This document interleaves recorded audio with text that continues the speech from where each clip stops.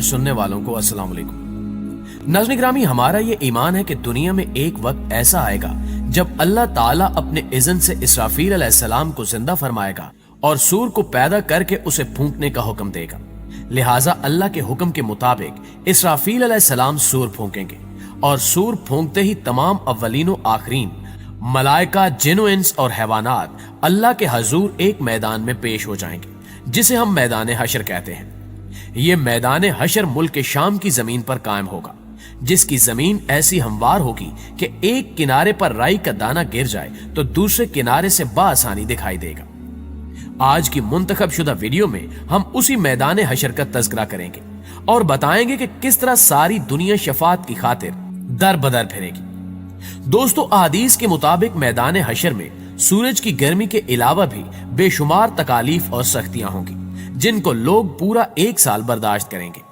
और अहादीस के मुताबिक फिर एक साल बाद लोग परेशान होकर अपनी शफात की गर्ज से हजरत आदम अलैहिस्सलाम के पास पहुंचेंगे और उनकी सिफात बयान करने के बाद अर्ज करेंगे कि ए सैयदना आदम, आप अबुल बशर हैं। अल्लाह ताला ने आपको अपने दस्ते कुदरत से पैदा फरमाया और आप में अपनी रूह फूंकी और अल्लाह ने फरिश्तों को हुक्म दिया कि आपको सजदा करें, तो उन्होंने आपको सजदा किया और आपको जन्नत में सकूनत बख्शी।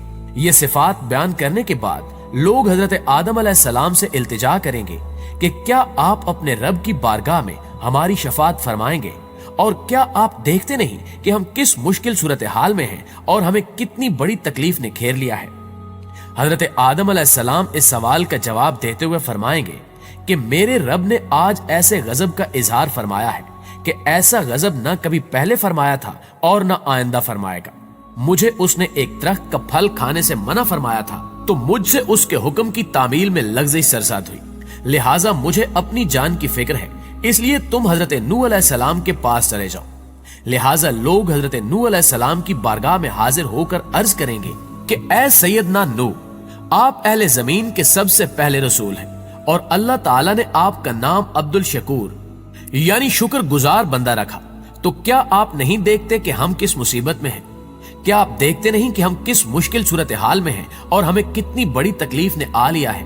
क्या आप अपने रब की बारगाह में हमारी शफात फरमाएंगे? वो फरमाएंगे कि मेरे रब ने आज गजब का वो इजहार फरमाया है कि न कभी पहले ऐसा इजहार फरमाया था और न आइंदा ऐसा इजहार फरमाएगा। लिहाजा मुझे खुद अपनी फिक्र है और मुझे अपनी जान की पड़ी है। जिसके बाद हजरत नूह अलैहिस्सलाम लोगों को हजरत इब्राहीम अलैहिस्सलाम के पास जाने के लिए कहेंगे।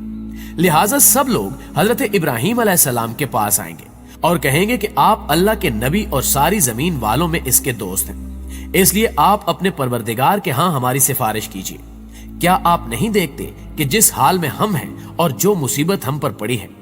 वो कहेंगे कि मेरा परवरदिगार आज बहुत गुस्से में है, इतना गुस्से में कि ना तो इससे पहले कभी ऐसा हुआ और ना इसके बाद कभी होगा। जिसके बाद हजरत इब्राहीम अलैहिस्सलाम अपनी झूठी बातों को बयान करेंगे और कहेंगे कि इन्हीं बातों की वजह से मुझे खुद अपनी फिक्र है, लिहाजा तुम हजरत मूसा अलैहिस्सलाम के पास जाओ। जिसके बाद वो लोग मूसा अलैहिस्सलाम के पास जाएंगे और कहेंगे कि ए मूसा अलैहिस्सलाम, आप अल्लाह के रसूल हैं और अल्लाह ताला ने आपको अपने पयाम रिसालत और कलाम से तमाम लोगों पर फजीलत और बुजुर्गी दी है। लिहाजा आप अपने परवरदिगार से हमारी सिफारिश कीजिए। क्या आप नहीं देखते कि हम जिस हाल में हैं और जो मुसीबत हम पर पड़ी है?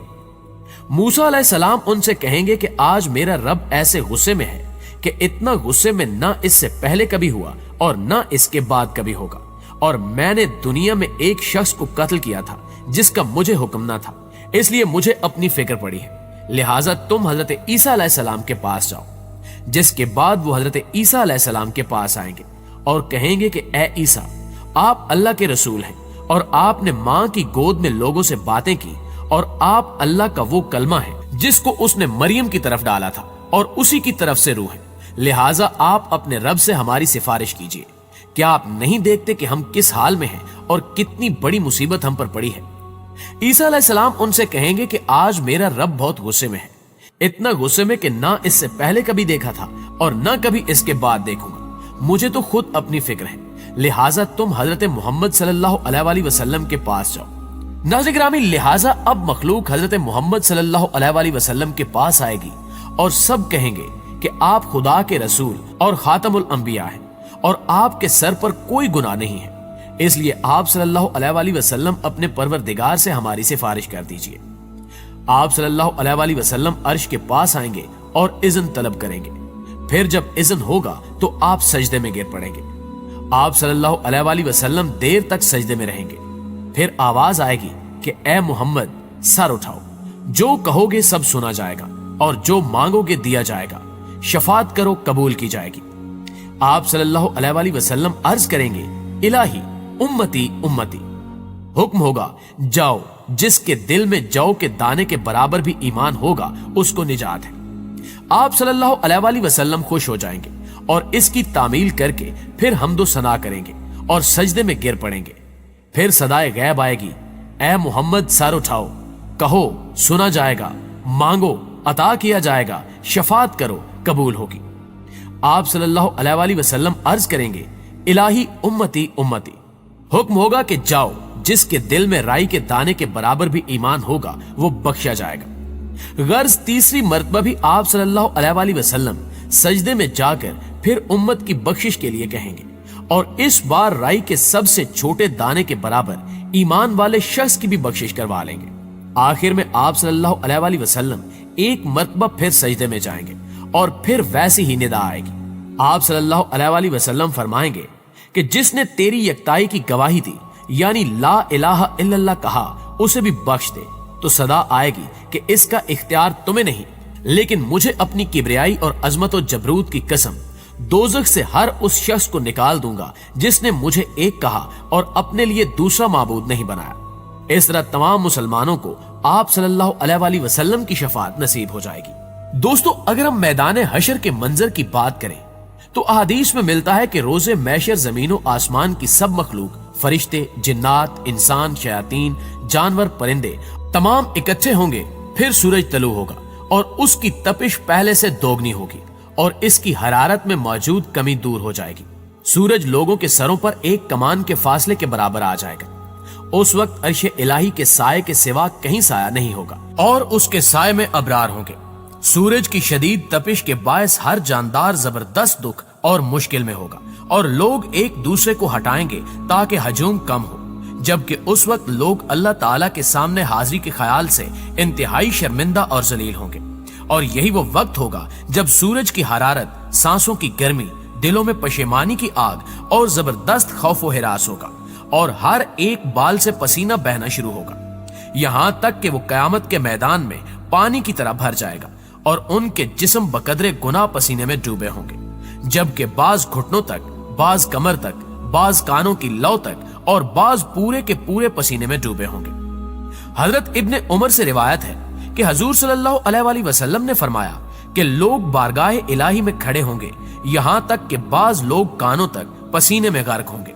اس وقت تمام ستارے بکھر جائیں گے اور سورج چاند کی روشنی ختم ہونے کے باعث زمین اندھیرے میں ڈوب جائے گی اور اس حالت میں آسمان اپنی تمام تر عظمت کے باوجود پھٹ جائے گا۔ آسمان جس کا حجم 500 سال کی مسافت اور جس کے اطراف و کنار میں فرشتے تسبیح میں مشغول رہتے ہیں، اس کے پھٹنے کی ہیبت ناک آواز قوت سماعت پر زبردست خوف چھوڑ جائے گی اور آسمان زردی مائل پگھلی ہوئی چاندی کی طرح بہ جائے گا اور سرخی مائل تیل کی طرح ہو جائے گا اور ننگے پاؤں لوگ وہاں بکھرے ہوئے ہوں گے۔ ارشاد نبوی ہے کہ لوگ ننگے پاؤں ننگے بدن اٹھیں گے اور اپنے پسینے میں کانوں کی لوؤں تک ڈوبے ہوں گے۔ ام المومنین حضرت سعودہ رضی اللہ تعالی عنہا نے عرض کیا کہ یا رسول اللہ صلی اللہ علیہ وآلہ وسلم، کیا عبرتناک منظر ہوگا کہ ہم ایک دوسرے کو ننگا دیکھیں گے؟ آپ نے فرمایا کہ کسی کو ہوش نہ ہوگا۔ اس دن لوگ ننگے ہوں گے اور ہر کسی کو اپنی پڑی ہوگی اور کسی کو دیکھنے کا ہوش تک نہ ہوگا، جبکہ لوگ مختلف حالتوں میں چل رہے ہوں گے، کوئی پیٹ کے کوئی منہ کے بل چل رہا ہوگا، مگر ہوش میں نہ ہوں گے کہ کسی کی طرف توجہ کر سکیں۔ ناظرین گرامی، اس تمام صورتحال کو دیکھتے ہوئے ہمیں اللہ تعالیٰ سے دعا کرنی چاہیے کہ جب تک ہم جئیں تب تک ہمیں اسلامی اصولوں پر عمل کرنے کی توفیق عطا فرمائے اور آخر میں ہمارا خاتمہ ایمان پر فرمائے۔ آمین ثم آمین۔